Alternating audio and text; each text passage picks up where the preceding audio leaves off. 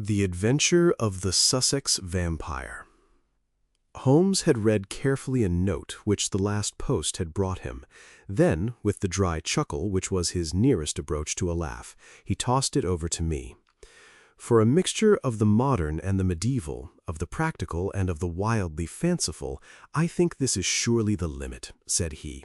What do you make of it, Watson? I read as follows. 46 Old Jewry, November 19th. Vampires. Sir, our client, Mr. Robert Ferguson of Ferguson and Muirhead, tea brokers of Mincing Lane, has made some inquiry from us in a communication of even date concerning vampires. As our firm specializes entirely upon the assessment of machinery, the matter hardly comes within our purview, and we have therefore recommended Mr. Ferguson to call upon you and lay the matter before you. We have not forgotten your successful action in the case of Matilda Briggs. We are, sir, faithfully yours.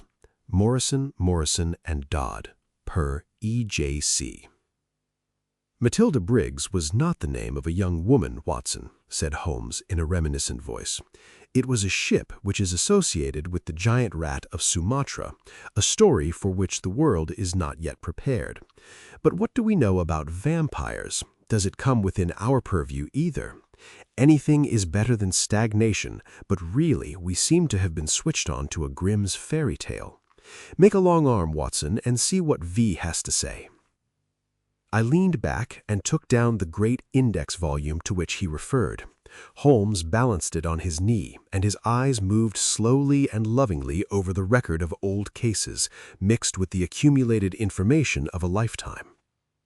Voyage of the Glorious Scott. That was a bad business. I have some recollection that you made a record of it, Watson, though I was unable to congratulate you upon the result. Victor Lynch, the forger. Venomous lizard wore Gila. Remarkable case that. Victoria, the circus belle. Vanderbilt and the Yeggman. Vipers. Vigor, the Hammersmith wonder. Hello. Good old index. You can't beat it. Listen to this, Watson. Vampirism in Hungary. And again, vampires in Transylvania. He turned over the pages with eagerness, but after a short, intent perusal, he threw down the great book with a snarl of disappointment. Rubbish, Watson, rubbish. What have we to do with walking corpses who can only be held in their grave by stakes driven through their hearts? It's pure lunacy. But surely, said I, the vampire was not necessarily a dead man. A living person might have the habit. I have read, for example, of the old sucking the blood of the young in order to retain their youth. You are right, Watson. It mentions the legend in one of these references, but are we to give serious attention to such things? This agency stands flat-footed upon the ground, and there it must remain. The world is big enough for us. No ghosts need apply. I fear that we cannot take Mr. Robert Ferguson very seriously. Possibly this note may be from him and may throw some light on what is worrying him. He took up a second letter which had lain unnoticed upon the table while he had been absorbed with the first. This he began to read with a smile of amusement upon his face, which gradually faded away into an expression of intense interest and concentration. When he had finished, he sat for some little time lost in thought, with the letter dangling from his fingers. Finally, with a start, he aroused himself from his reverie. Cheeseman's, Lamberley. Where is Lamberley, Watson? It is in Sussex, south of Horsham. Not very far, eh? And Cheeseman's? I know that country, Holmes. It is full of old houses which are named after the men who built them centuries ago. You get Audleys and Harveys and Carritons. The folk are forgotten, but their names live in their houses. Precisely, said Holmes coldly. It was one of the peculiarities of his proud, self-contained nature that though he docketed any fresh information very quietly and accurately in his brain, he seldom made any acknowledgment to the giver. I rather fancy we shall know a good deal more about Cheeseman's Lamberley before we are through. The letter is, as I had hoped, from Robert Ferguson. By the way, he claims acquaintance with you. With me? You had better read it. He handed the letter across. It was headed with the address quoted. Dear Mr. Holmes, it said, I have been recommended to you by my lawyers. But indeed, the matter is so extraordinarily delicate that it is most difficult to discuss. It concerns a friend for whom I am acting. This gentleman married some 5 years ago a Peruvian lady, the daughter of a Peruvian merchant, whom he had met in connection with the importation of nitrates. The lady was very beautiful, but the fact of her foreign birth and of her alien religion always caused a separation of interests and of feelings between husband and wife, so that after a time his love may have cooled towards her, and he may have come to regard their union as a mistake. He felt there were sides of her character which he could never explore or understand. This was the more painful as she was as loving a wife as a man could have, to all appearance absolutely devoted. Now for the point which I will make more plain when we meet. Indeed, this note is merely to give you a general idea of the situation and to ascertain whether you would care to interest yourself in the matter. The lady began to show some curious traits quite alien to her ordinarily sweet and gentle disposition. The gentleman had been married twice, and he had one son by the first wife. This boy was now 15, a very charming and affectionate youth, though unhappily injured through an accident in childhood. Twice the wife was caught in the act of assaulting this poor lad in the most unprovoked way. Once she struck him with a stick and left a great weal on his arm. This was a small matter, however, compared with her conduct to her own child, a dear boy just under 1 year of age. On one occasion, about a month ago, this child had been left by its nurse for a few minutes. A loud cry from the baby, as of pain, called the nurse back. As she ran into the room, she saw her employer, the lady, leaning over the baby and apparently biting his neck. There was a small wound in the neck from which a stream of blood had escaped. The nurse was so horrified that she wished to call the husband, but the lady implored her not to do so and actually gave her £5 as a price for her silence. No explanation was ever given, and for the moment the matter was passed over. It left, however, a terrible impression upon the nurse's mind, and from that time she began to watch her mistress closely and to keep a closer guard upon the baby, whom she tenderly loved. It seemed to her as if she watched the mother, so the mother watched her, and that every time she was compelled to leave the baby alone, the mother was waiting to get at it. Day and night the nurse covered the child, and day and night the silent, watchful mother seemed to be lying in wait as a wolf waits for a lamb. It must read most incredible to you, and yet I beg you to take it seriously, for a child's life and a man's sanity may depend upon it. At last there came one dreadful day when the facts could no longer be concealed from the husband. The nurse's nerve had given way, she could stand the strain no longer, and she made a clean breast of it all to the man.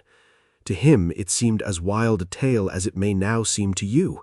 He knew his wife to be a loving wife, and, save for the assaults upon her stepson, a loving mother. Why then should she wound her own dear little baby? He told the nurse that she was dreaming, that her suspicions were those of a lunatic, and that such libels upon her mistress were not to be tolerated. While they were talking, a sudden cry of pain was heard. Nurse and master rushed together to the nursery. Imagine his feelings, Mr. Holmes, as he saw his wife rise from a kneeling position beside the cot and saw blood on the exposed neck and upon the sheet.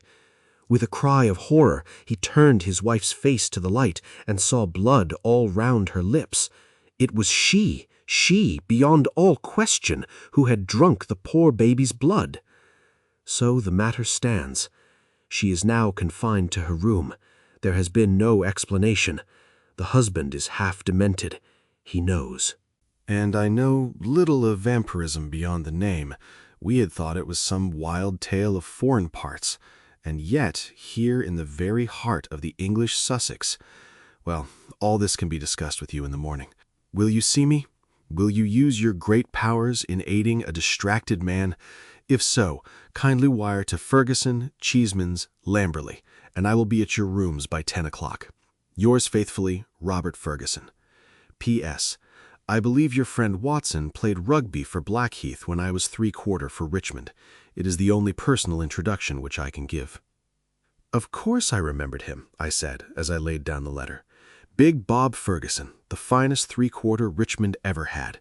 He was always a good-natured chap. It's like him to be so concerned over a friend's case." Holmes looked at me thoughtfully and shook his head.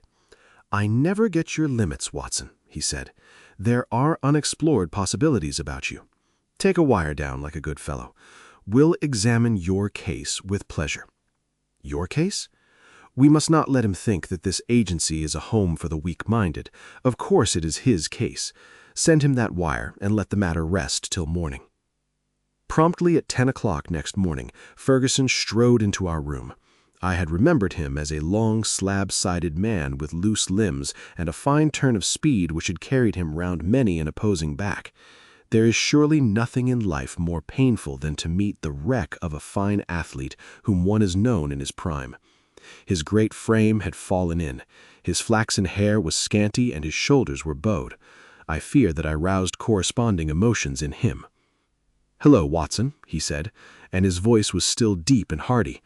"I don't look quite the man you did when I threw you over the ropes into the crowd at the old deer park. I expect I have changed a bit also, but it's this last day or two that has aged me. I see by your telegram, Mr. Holmes, that it is no use my pretending to be anyone's deputy. It is simpler to deal direct." "Of course it is. But you can imagine how difficult it is when you are speaking of the one woman whom you are bound to protect and help. What can I do? How am I to go to the police with such a story? And yet the kiddies have got to be protected. Is it madness, Mr. Holmes? Is it something in the blood? Have you any similar case in your experience? For God's sake, give me some advice, for I am at my wits' end." "Very naturally, Mr. Ferguson. Now, sit here and pull yourself together, and give me a few clear answers. I can assure you that I am very far from being at my wits' end, and that I am confident we shall find some solution. First of all, tell me what steps you have taken. Is your wife still near the children?" "We had a dreadful scene. She is a most loving woman, Mr. Holmes. If ever a woman loved a man with all her heart and soul, she loves me. She was cut to the heart that I should have discovered this horrible, this incredible secret. She would not even speak. She gave no answer to my reproaches save to gaze at me with a sort of wild, despairing look in her eyes. Then she rushed to her room and locked herself in. Since then she has refused to see me. She has a maid who was with her before her marriage, Dolores by name, a friend rather than a servant. She takes her food to her. Then the child is in no immediate danger. Mrs. Mason, the nurse, has sworn that she will not leave it night or day. I can absolutely trust her. I am more uneasy about poor little Jack, for, as I told you in my note, he has twice been assaulted by her. But never wounded. No, she struck him savagely. It is the more terrible as he is a poor little inoffensive cripple." Ferguson's gaunt features softened as he spoke of his boy. "You would think that the dear lad's condition would soften anyone's heart. A fall in childhood and a twisted spine, Mr. Holmes, but the dearest, most loving heart within." Holmes had picked up the letter of yesterday and was reading it over. "What other inmates are there in your house, Mr. Ferguson?" "Two servants who have not been long with us. One stable hand, Michael, who sleeps in the house. My wife, myself, my boy Jack, baby, Dolores, and Mrs. Mason. That is all." "I gather that you did not know your wife well at the time of your marriage." "I had only known her a few weeks." "How long had this maid Dolores been with her?" "Some years." "Then your wife's character would really be better known by Dolores than by you." "Yes, you may say so." Holmes made a note. "I fancy," said he, "that I may be of more use at Lamberley than here. It is eminently a case for personal investigation. If the lady remains in her room, our presence could not annoy or inconvenience her. Of course we would stay at the inn." Ferguson gave a gesture of relief. "It is what I hoped, Mr. Holmes. There is an excellent train at 2 from Victoria if you could come." "Of course we could come." There is a lull at present. I can give you my undivided energies. Watson, of course, comes with us. But there are 1 or 2 points upon which I wish to be very sure before I start. This unhappy lady, as I understand it, has appeared to assault both the children, her own baby and your little son. That is so. But the assaults take different forms, do they not? She has beaten your son, once with a stick and once very savagely with her hands. Did she give no explanation why she struck him? None, save that she hated him. Again and again she said so. Well, that is not unknown among stepmothers. A posthumous jealousy, we will say. Is the lady jealous by nature? Yes, she is very jealous. Jealous with all the strength of her fiery tropical love.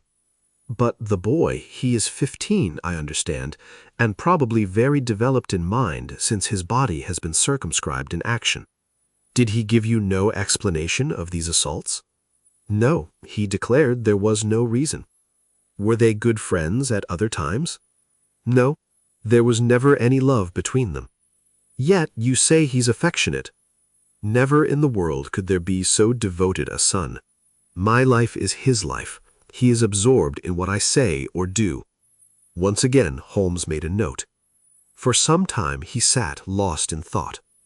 No doubt you and the boy were great comrades before this second marriage. You were thrown very close together, were you not? Very much so. And the boy, having so affectionate a nature, was devoted, no doubt, to the memory of his mother. Most devoted. He would certainly seem to be a most interesting lad. There is one other point about these assaults. Were the strange attacks upon the baby and the assaults upon your son at the same period? In the first case it was so. It was as if some frenzy had seized her and she had vented her rage upon both. In the second case it was only Jack who suffered. Mrs. Mason had no complaint to make about the baby. That certainly complicates matters. I don't quite follow you, Mr. Ferguson. Possibly not. One forms provisional theories and waits for time or fuller knowledge to explode them. A bad habit, Mr. Ferguson, but human nature is weak. I fear that your old friend here has given an exaggerated view of my scientific methods. However, I will only say at the present stage that your problem does not appear to me to be insoluble, and that you may expect to find us at Victoria at 2 o'clock. It was evening of a dull, foggy November day, when, having left our bags at the Chequers, Lamberley, we drove through the Sussex clay of a long, winding lane and finally reached the isolated and ancient farmhouse in which Ferguson dwelt. It was a large, straggling building, very old in the center, very new at the wings, with towering Tudor chimneys and a lichen-spotted high-pitched roof of Horsham slabs. The doorsteps were worn into curves, and the ancient tiles which lined the porch were marked with the rebus of a cheese and a man after the original builder. Within, the ceilings were corrugated with heavy oaken beams, and the uneven floors sagged into sharp curves. An odor of age and decay pervaded the whole crumbling building. There was one very large central room into which Ferguson led us. Here, in a huge old-fashioned fireplace with an iron screen behind it dated 1670, there blazed and spluttered a splendid log fire. The room, as I gazed round, was a most singular mixture of dates and of places. The half-paneled walls may well have belonged to the original yeoman farmer of the 17th century. They were ornamented, however, on the lower part by a line of well-chosen modern watercolors, while above, where yellow plaster took the place of oak, there was hung a fine collection of South American utensils and weapons, which had been brought, no doubt, by the Peruvian lady upstairs. Holmes rose with that quick curiosity which sprang from his eager mind, and examined them with some care. He returned with his eyes full of thought. "Hello!" he cried. "Hello!" A spaniel had lain in a basket in the corner. It came slowly forward towards its master, walking with difficulty. Its hind legs moved irregularly, and its tail was on the ground. It licked Ferguson's hand. "What is it, Mr. Holmes?" "The dog. What's the matter with it?" That's what puzzled the vet. A sort of paralysis. Spinal meningitis, he thought. But it is passing. He'll be all right soon, won't you, Carlo? A shiver of assent passed through the drooping tail. The dog's mournful eyes passed from one of us to the other. He knew that we were discussing his case. Did it come on suddenly? In a single night? How long ago? It may have been 4 months ago. Very remarkable, very suggestive. What do you see in it, Mr. Holmes? A confirmation of what I had already thought.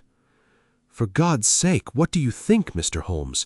It may be a mere intellectual puzzle to you, but it is life and death to me. My wife, a would-be murderer, my child in constant danger.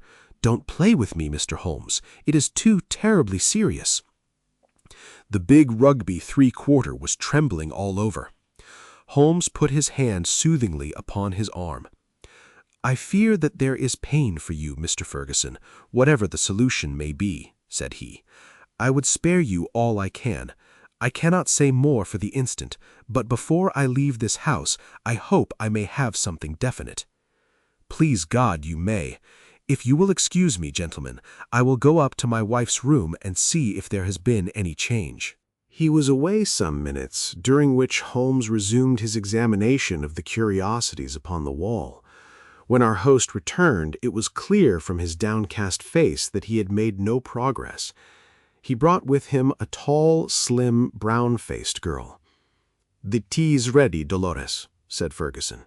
"See that your mistress has everything she can wish." "She vera ill," cried the girl, looking with indignant eyes at her master. "She no ask for food. She vera ill. She need doctor. I frighten stay alone with her without doctor." Ferguson looked at me with a question in his eyes. "I should be so glad if I could be of use." "With your mistress see Dr. Watson." "I take him. I no ask leave. She needs doctor." "Then I'll come with you at once." I followed the girl, who was quivering with strong emotion, up the staircase and down an ancient corridor. At the end was an iron-clamped and massive door. It struck me as I looked at it that if Ferguson tried to force his way to his wife, he would find it no easy matter. The girl drew a key from her pocket, and the heavy oaken planks creaked upon their old hinges. I passed in, and she swiftly followed, fastening the door behind her. On the bed, a woman was lying who was clearly in a high fever. She was only half conscious, but as I entered, she raised a pair of frightened but beautiful eyes and glared at me in apprehension. Seeing a stranger, she appeared to be relieved and sank back with a sigh upon the pillow. I stepped up to her with a few reassuring words, and she lay still while I took her pulse and temperature.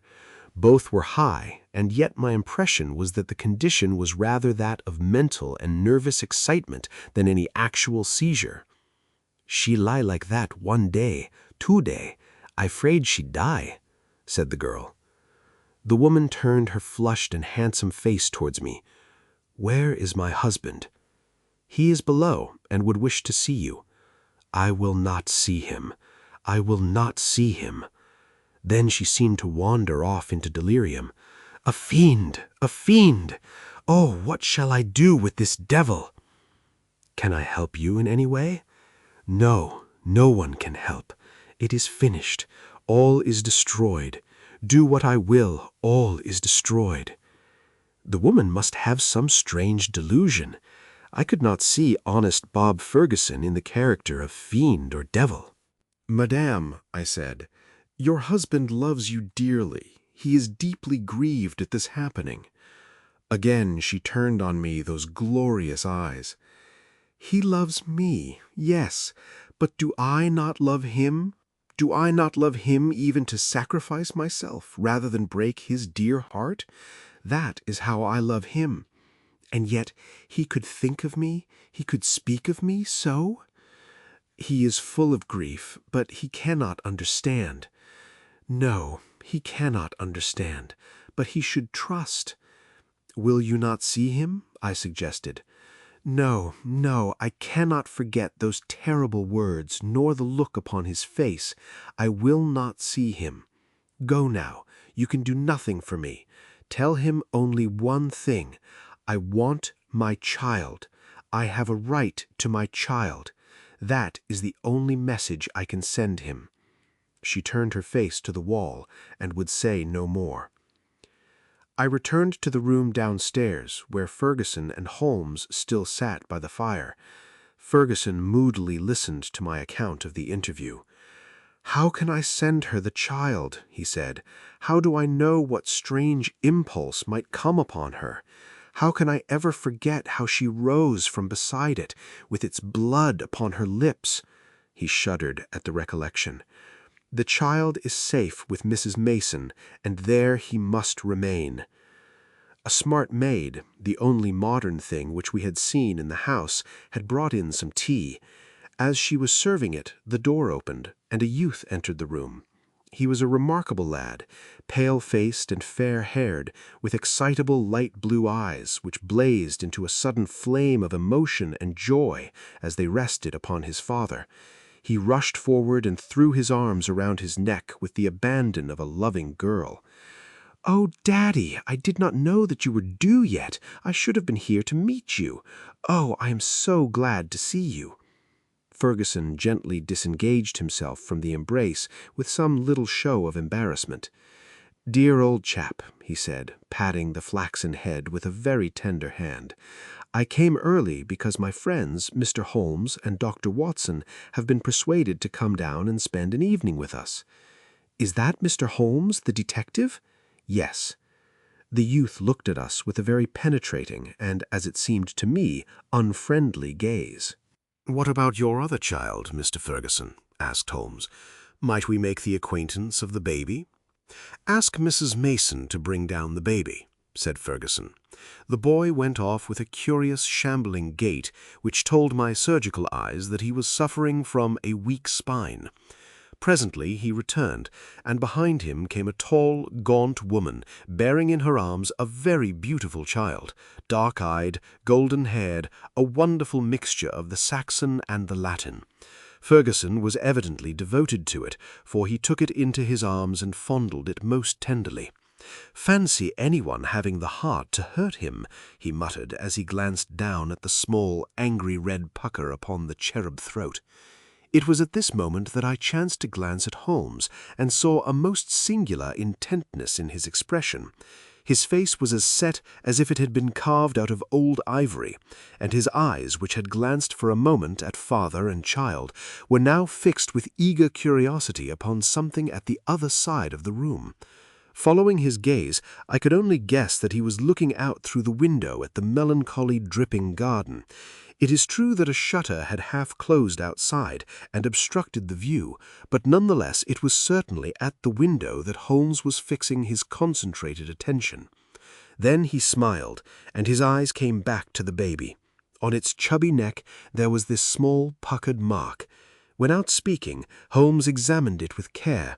Finally he shook one of the dimpled fists which waved in front of him. "Goodbye, little man. You have made a strange start in life. Nurse, I should wish to have a word with you in private." He took her aside and spoke earnestly for a few minutes. I only heard the last words, which were, "Your anxiety will soon, I hope, be set at rest." The woman, who seemed to be a sour, silent kind of creature, withdrew with the child. "What is Mrs. Mason like?" asked Holmes. "Not very prepossessing externally, as you can see, but a heart of gold, and devoted to the child." "Do you like her, Jack?" Holmes turned suddenly upon the boy. His expressive, mobile face shadowed over, and he shook his head. "Jackie has very strong likes and dislikes," said Ferguson, putting his arm round the boy. "Luckily, I am one of his likes." The boy cooed and nestled his head upon his father's breast. Ferguson gently disengaged him. "Run away, little Jackie," he said, and he watched his son with loving eyes until he disappeared. "Now, Mr. Holmes," he continued when the boy was gone, "I really feel that I have brought you on a fool's errand. For what can you possibly do save give me your sympathy? It must be an exceedingly delicate and complex affair from your point of view." "It is certainly delicate," said my friend with an amused smile, "but I have not been struck up to now with its complexity. It has been a case for intellectual deduction, But when this original intellectual deduction is confirmed point by quite a number of independent incidents, then the subjective becomes objective, and we can say confidently that we have reached our goal. I had, in fact, reached it before we left Baker Street, and the rest has merely been observation and confirmation. Ferguson put his big hand to his furrowed forehead. "For heaven's sake, Holmes," he said hoarsely, "if you can see the truth in this matter, do not keep me in suspense. How do I stand? What shall I do? I care nothing as to how you have found your facts, so long as you have really got them. Certainly I owe you an explanation, and you shall have it, but you will permit me to handle the matter in my own way. Is the lady capable of seeing us, Watson?" "She is ill, but she is quite rational." "Very good. It is only in her presence that we can clear up the matter. Let us go up to her." "She will not see me," cried Ferguson. "Oh, yes, she will," said Holmes. He scribbled a few lines upon a sheet of paper. "You, at least, have the entrée, Watson. Will you have the goodness to give the lady this note?" I ascended again and handed the note to Dolores, who cautiously opened the door. A minute later I heard a cry from within, a cry in which joy and surprise seemed to be blended. Dolores looked out. "She will see them. She will leasten," said she. At my summons, Ferguson and Holmes came up. As we entered the room, Ferguson took a step or two towards his wife, who had raised herself in the bed, but she held out her hand to repulse him. He sank into an armchair, while Holmes seated himself beside him, after bowing to the lady, who looked at him with wide-eyed amazement. "I think we can dispense with Dolores," said Holmes. "Oh, very well, madame. If you would rather she stayed, I can see no objection." "Now, Mr. Ferguson, I am a busy man with many calls, and my methods have to be short and direct. The swiftest surgery is the least painful. Let me first say what will ease your mind. Your wife is a very good, a very loving, and a very ill-used one." Ferguson sat up with a cry of joy. "Prove that, Mr. Holmes, and I am your debtor forever." "I will do so, but in doing so I must wound you deeply in another direction. I care nothing so long as you clear my wife. Everything on earth is insignificant compared to that." Let me tell you, then, the train of reasoning which passed through my mind in Baker Street. The idea of a vampire was to me absurd. Such things do not happen in criminal practice in England, and yet your observation was precise. You had seen the lady rise from beside the child's cot with the blood upon her lips. I did. Did it not occur to you that a bleeding wound may be sucked for some other purpose than to draw the blood from it? Was there not a queen in English history who sucked such a wound to draw poison from it? Poison! A South American household. My instinct felt the presence of those weapons on the wall before my eyes ever saw them. It might have been other poison, but that was what occurred to me. When I saw that little empty quiver beside the small bird bow, it was just what I expected to see. If the child were pricked with one of those arrows dipped in curare or some other devilish drug, it would mean death if the venom were not sucked out. And the dog, if one were to use such a poison, would one not try it first in order to see that it had not lost its power? I did not foresee the dog, but at least I understand him, and he fitted into my reconstruction. Now do you understand? Your wife feared such an attack. She saw it made and saved the child's life, and yet she shrank from telling you all the truth, for she knew how you loved the boy and feared lest it break your heart. Jackie! I watched him as you fondled the child just now. His face was clearly reflected in the glass of the window where the shutter formed a background. I saw such jealousy, such cruel hatred as I have seldom seen in a human face. My Jackie! You have to face it, Mr. Ferguson. It is the more painful because it is a distorted love, a maniacal, exaggerated love for you and possibly for his dead mother, which has prompted his action. His very soul is consumed with hatred for this splendid child, whose health and beauty are a contrast to his own weakness. Good God, it is incredible! Have I spoken the truth, madam? The lady was sobbing, with her face buried in the pillows. Now she turned to her husband. "How could I tell you, Bob? I felt the blow it would be to you. It was better that I should wait and that it should come from some other lips than mine. When this gentleman, who seems to have powers of magic, wrote that he knew all, I was glad. I think a year at sea would be my prescription for Master Jackie.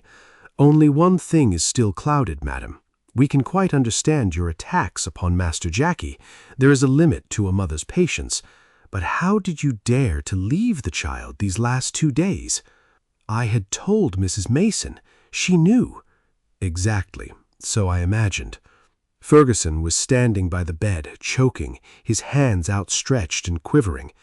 This, I fancy, is the time for our exit, Watson. If you will take one elbow of the too faithful Dolores, I will take the other.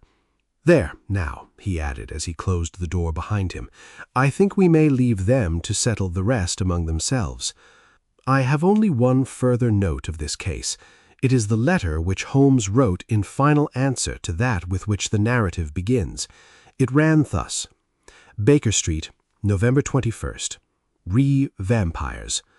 Sir, referring to your letter of the 19th, I beg to state that I have looked into the inquiry of your client, Mr. Robert Ferguson, of Ferguson and Muirhead, tea brokers of Mincing Lane, and that the matter has been brought to a satisfactory conclusion. With thanks for your recommendation, I am, sir, faithfully yours, Sherlock Holmes.